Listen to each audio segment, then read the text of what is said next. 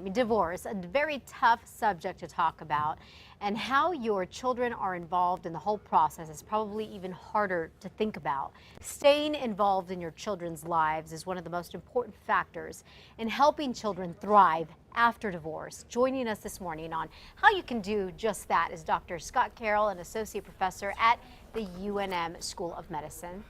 Thank you, Dr. Carroll, for coming in. Thank you. Thank you for having me. So let's talk about this very important issue. Divorce, you know, it happens, whether we like it or not. It's just, it happens. So let's talk about some of the best ways to stay involved in your child's life if you're going through a divorce. Well, one of the first things you can do, Elizabeth, is that try to have some type of daily contact. So that way it can be something really simple like a text message or, you know, an email, or even better, a phone call. So that can be a really simple thing you can do.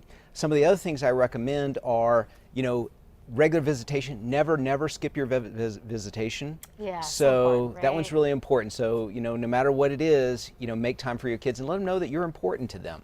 You know, I can only imagine it's also very important to try and build closeness during this time of divorce.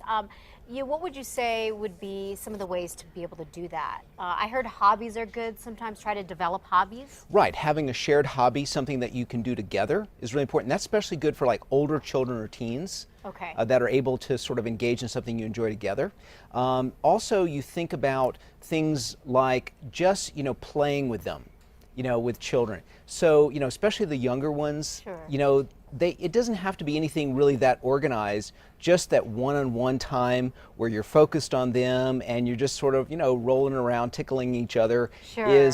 can actually be a wonderful way to connect. What about being approachable? I've heard, you know, that can kind of sometimes get tricky, especially with, you know, when a divorce happens. You know, I have a lot of friends who are divorced. They have children, and they're always, you know, there's always that fine line on whether or not, you know, do you want the child to ask you questions? Do you want to just avoid the subject? What would you say?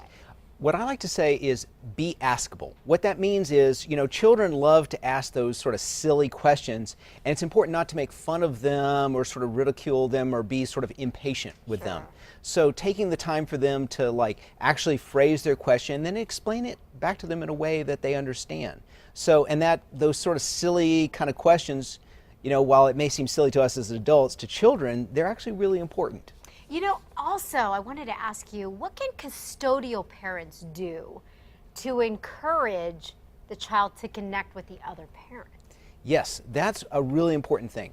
So support that daily contact. That's important. So, you know, and one thing I recommend is, you know, maybe the non-custodial parent buying a phone for the child and sort of creating that phone call as part of like the evening ritual. You know, as they're getting ready for bed, you know, that 5 or 10 minutes on the phone with the other parent before they go to bed can be a great way to maintain that connection.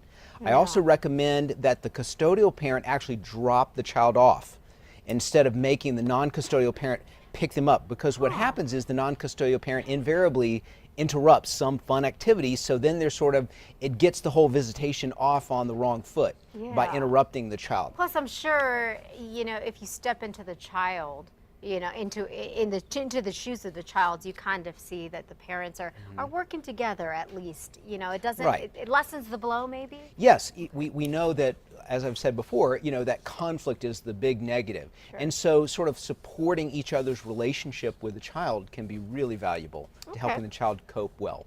Thank you, Dr. Carroll, for coming in. So it is possible, folks, for your children to thrive after divorce. Thank you so much for enlightening us. For more on Dr. Carroll and his work, please go to CASA.com, click on the CASA Club.